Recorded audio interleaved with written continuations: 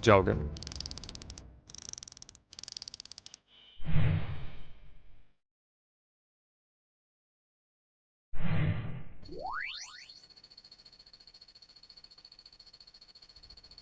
Alright, सो ये clip जो अभी आपने देखा, इसको क्रिएट करने में 11 डिफरेंट एडिटिंग टेक्निक्स का यूज हुआ है। एंड ट्रस्ट मी, अगर आप ये सारे टेक्निक सीख लेते हो देन आपकी एडिटिंग 10 टाइम्स मोर प्रोफेशनल हो जाएगी। तो अभी मैं वन बाय वन ये सारे टेक्निक्स एक्सप्लेन करूंगा, एंड अगर आपको किसी स्पेसिफिक टेक्निक पे जाना हो तो आप उसका टाइम स्टैम्प देख सकते हो। ऑल्सो वीडियो के एंड में मैं इस पूरे क्लिप का ब्रेक डाउन करूंगा ताकि आपको सब कुछ 100% क्लियर हो जाए। वीडियो बहुत इंटरेस्टिंग होने वाली है। Let's begin.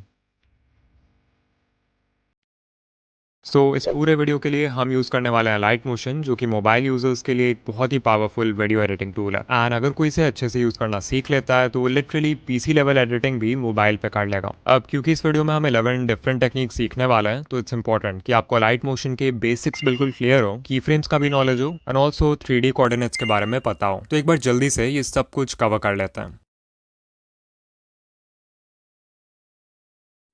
Alight motion app open करते ही आपको ये इंटरफेस देखने को मिलेगा। प्रोजेक्ट्स टैब में जाके आप अपने सारे प्रोजेक्ट्स जो आपने आज तक क्रिएट किए हैं उनको एक्सेस कर सकते हो, एंड प्लस आइकन पे क्लिक करके न्यू प्रोजेक्ट बना सकते हो। अगर यूट्यूब वीडियो के लिए एनिमेशन बना रहे हैं तो साइज 16:9 रखेंगे, रेजोल्यूशन 1080p और फ्रेम रेट 30 या फिर 60 FPS, and then will create project. Now you can see हमारा टाइमलाइन अभी पूरी तरह खाली है, यहाँ पे कोई लेयर नहीं है। कुछ भी ऐड करने के लिए हम इस प्लस आइकन पे क्लिक करेंगे। यहाँ से आप अलग अलग तरह के शेप्स ऐड कर सकते हो। मीडिया सेक्शन में जाके आप अपने गैलरी का कोई भी फोटो या वीडियो इंपोर्ट कर सकते हो। फिर ऐसे ही you can import audio, text और भी कुछ चीजें हैं जिनके बारे में हम आगे बात करेंगे। फिलहाल मैं एक्सप्लेनेशन के लिए कोई सिंपल सा शेप इंपोर्ट कर लेता हूँ टाइमलाइन में, like this rectangle. You can सी ये लेयर टाइमलाइन में आ चुका है। इसके साइज को डायरेक्टली यहाँ से बड़ा छोटा कर सकते हो, या फिर आप मूव एंड ट्रांसफॉर्म में जा सकते हो, जहां से इस लेयर को कंट्रोल करने के बहुत सारे ऑप्शंस मिलेंगे। लाइक सबसे पहले तो आप अपने लेयर को कहीं भी मूव कर सकते हो, फिर आप उसको क्लॉकवाइज या एंटी क्लॉकवाइज रोटेट कर सकते हो, देन इसका साइज भी इंक्रीज या डिक्रीज कर सकते हैं।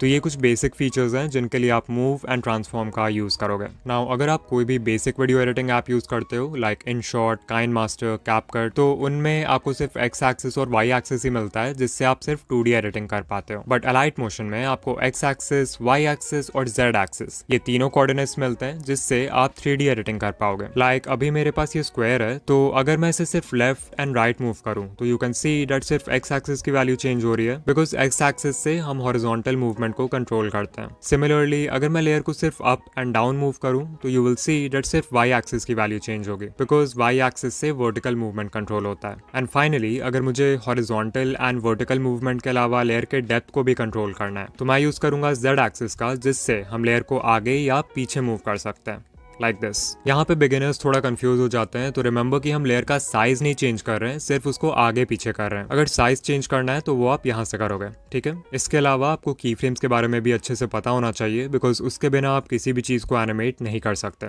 तो अगर हम किसी भी लेयर को देखें तो उसके बहुत सारे प्रॉपर्टीज होते हैं, जैसे उसका पोजिशन, साइज, ओपेसिटी, रोटेशन। तो की फ्रेम से क्या होता है कि हम किसी भी प्रॉपर्टी का start and and point define कर सकते हैं, जिससे उस लेयर में एक एनिमेशन क्रिएट हो जाएगा। एग्जाम्पल के लिए अभी स्क्वायर का रोटेशन वैल्यू देख सकते हो 0 डिग्रीज है, तो मान लो मुझे इसे 0 से 180 डिग्रीज तक एनिमेट करना है। तो मैं सबसे पहले टाइमलाइन के बिल्कुल स्टार्ट में इस डायमंड सिंबल पे क्लिक करूंगा। ये की फ्रेम का सिंबल है, इससे हमारे लेयर का स्टार्टिंग पॉइंट डिफाइन हो जाएगा। फिर मैं टाइमलाइन में कुछ सेकंड्स आगे जाऊंगा और रोटेशन का वैल्यू 180 डिग्रीज कर दूंगा, and you will see that इस पॉइंट पे दूसरा की फ्रेम ऑटोमेटिकली ऐड हो जाएगा, क्योंकि हमने वैल्यू को चेंज किया। तो ये हो गया लेयर का एंडिंग पॉइंट। अब अगर मैं इसे शुरू से प्ले करके दिखाऊं तो यू विल सी दैट 0 से 3 सेकंड्स के बीच में हमारा लेयर कुछ इस तरह एनिमेट हो चुका है। अब मान लो मैं सेम चीज पोजीशन के साथ करना चाहता हूँ, तो मैं टाइमलाइन के स्टार्ट में आके लेयर को बिल्कुल लेफ्ट साइड मूव कर दूंगा एंड एक की फ्रेम ऐड कर दूंगा। फिर वही 3 सेकंड आगे जाएंगे जहां रोटेशन प्रॉपर्टी का की फ्रेम था, और वहां इसके पोजीशन को स्क्रीन के राइट साइड कर देंगे। अब अगर इसे शुरू से प्ले करें तो you can see that position and rotation दोनों प्रॉपर्टीज एक साथ एनिमेट हो रहे हैं। ये थे कुछ बेसिक्स जो आपको इस ट्यूटोरियल के लिए पता होने चाहिए थे। अब वन बाय वन सारे टेक्निक्स देख लेते हैं। सबसे पहली चीज जो हम सीखने वाले हैं वो है लाइन एनिमेशन, जो कि कुछ ऐसा दिखता है। मैं अपने वीडियोस में ये हमेशा यूज करता हूँ जब मुझे कोई कॉन्सेप्ट एक्सप्लेन करना होता है या किसी टेक्स्ट को अंडरलाइन करना होता है, एंड इसके और भी बहुत सारे यूज केसेस हैं। So let's learn how to make it. Alright, तो लाइन को एनिमेट करने के लिए पहले हमें एक लाइन चाहिए जिसे हम कई डिफरेंट वेज में बना सकते हैं। फॉर एग्जाम्पल अगर आप प्लस आइकन पे क्लिक करते हो तो बाय डिफॉल्ट यहाँ एक लाइन वाला शेप अवेलेबल है जिसके स्टार्टिंग एंड एंड पॉइंट को आप इस तरह पोजीशन कर सकते हो एंड देन बॉर्डर या शैडो में जाके इसका थिकनेस भी कम या ज्यादा कर सकते हो। नाउ ये तभी यूजफुल है अगर आपको एक सिंगल स्ट्रेट लाइन बनाना है। अगर आपको कनेक्टेड लाइंस बनाना है तो उसके लिए हम प्लस आइकन पे क्लिक करेंगे एंड फिर वेक्टर ड्राइंग ऑप्शन पे जाएंगे। यहाँ लिखा है swipe here to position next point, तो मैं यहाँ स्वाइप करूंगा एंड लेट्स से मैं चाहता हूँ कि मेरा लाइन यहाँ से शुरू हो, तो इस पॉइंट पे मैं प्लस पे क्लिक करूंगा जिससे हमारे लाइन का स्टार्टिंग पॉइंट क्रिएट हो जाएगा। फिर इसको स्वाइप करके थोड़ा राइट साइड ले जाते हैं एंड यहाँ दूसरा पॉइंट क्रिएट कर देंगे। वंस अगेन थोड़ा नीचे आएंगे एंड एक और पॉइंट क्रिएट कर देंगे and finally right side swipe करके फाइनल पॉइंट ऐड कर देते हैं। नाउ अभी ये थोड़ा वियर्ड लग रहा है बिकॉज लाइन के साथ फिल भी इनेबल्ड है। इसे फिक्स करने के लिए बैक करो, कलर एंड फिल में जाओ एंड फिल को डिसेबल कर दो। फिर बॉर्डर एंड शैडो में जाके स्ट्रोक इनेबल कर दो और अब हमारा लाइन रेडी है। और इस सेम प्रोसेस से आप हर तरह का लाइन बना सकते हो। आप चाहो तो एडिट पॉइंट्स में जाके इसको बाद में एडिट भी कर सकते हो। नाउ लाइन को एनिमेट करने के लिए हम जाएंगे इफेक्ट्स में, ऐड इफेक्ट पे क्लिक करेंगे and will search for drawing progress. ये इफेक्ट सेलेक्ट करो एंड स्टैंडर्ड सेटिंग्स के साथ इसे अप्लाई कर दो। इस इफेक्ट से बेसिकली आप कंट्रोल कर सकते हो कि आपके लाइन का कितना हिस्सा स्क्रीन पे विजिबल होगा। लाइक अगर मैं स्टार्ट प्रॉपर्टी पे क्लिक करके इसका वैल्यू चेंज करूँ तो आप देख सकते हो कि ये लाइन स्टार्टिंग पॉइंट से कट हो रहा है एंड अगर मैं एंड वैल्यू चेंज करूँ तो ये एंड से कट होने लगेगा लाइक दिस। तो इसे एनिमेट करने के लिए पहले हम टाइमलाइन के स्टार्ट में एक की फ्रेम ऐड करेंगे और एंड वैल्यू को 0 कर देंगे। अभी अगर मैं बैक करूं तो यू कैन सी कि ये लाइन स्क्रीन पे बिल्कुल भी विजिबल नहीं है। फिर से जाएंगे इफेक्ट में एंड टाइमलाइन में 1-2 सेकंड आगे बढ़ के एंड वैल्यू को 100 कर देंगे एंड यू कैन सी यहाँ एक और की फ्रेम ऑटोमेटिकली ऐड हो गया है। सो अब अगर मैं बैक करके इसे शुरू से प्ले करूँ तो यू विल सी दैट हमारा लाइन बहुत ही इजीली एनिमेट हो चुका है। अब अगर मुझे 2 ऑब्जेक्ट्स को ऐसे कनेक्ट होते हुए शो करना है तो मैं ऑब्जेक्ट्स को इम्पोर्ट करके ऐसे स्टार्ट एंड एंड पॉइंट पे प्लेस कर सकता हूँ।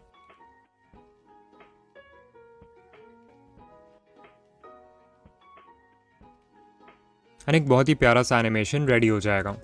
अगर आप डॉटेड लाइन बनाना चाहते हो तो लाइन पे क्लिक करके इफेक्ट में जाओ और एक स्ट्राइप्स नाम का इफेक्ट है उसे अप्लाई कर दो।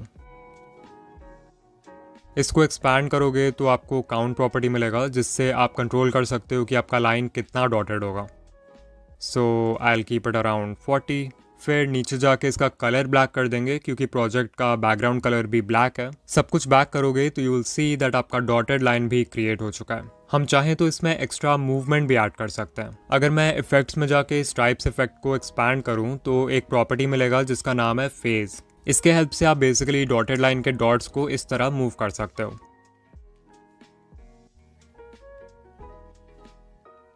तो मैं एक की फ्रेम स्टार्ट में लगाऊंगा एंड कुछ सेकंड्स आगे जाके इसका वैल्यू चेंज कर दूंगा जिससे दूसरा की फ्रेम ऑटोमेटिकली ऐड हो जाएगा। एंड नाउ अगर हम इसे शुरू से प्ले करें तो यू विल सी दैट ये लाइन अब मूव भी कर रहा है। नाउ इवन दो ये एनिमेशन रेडी है, स्टिल आपको लग रहा होगा कि इसमें कुछ तो मिसिंग है एंड यू आर राइट, वो मिसिंग पीस है साउंड इफेक्ट। मैं जैसे ही इस एनिमेशन में एक मैचिंग साउंड इफेक्ट ऐड करूंगा ये इंस्टेंटली 10 टाइम्स बेटर लगने लगेगा। आप सिर्फ एनिमेशन को देखोगे नहीं बल्कि उसे फील कर पाओगे। इवन अगर मैं वो प्रीव्यू क्लिप आपको फिर से दिखाऊं तो यू कैन नोटिस दैट इसमें कितने वैरायटी ऑफ साउंड इफेक्ट्स का यूज हुआ है एंड वो एडिटिंग को कितना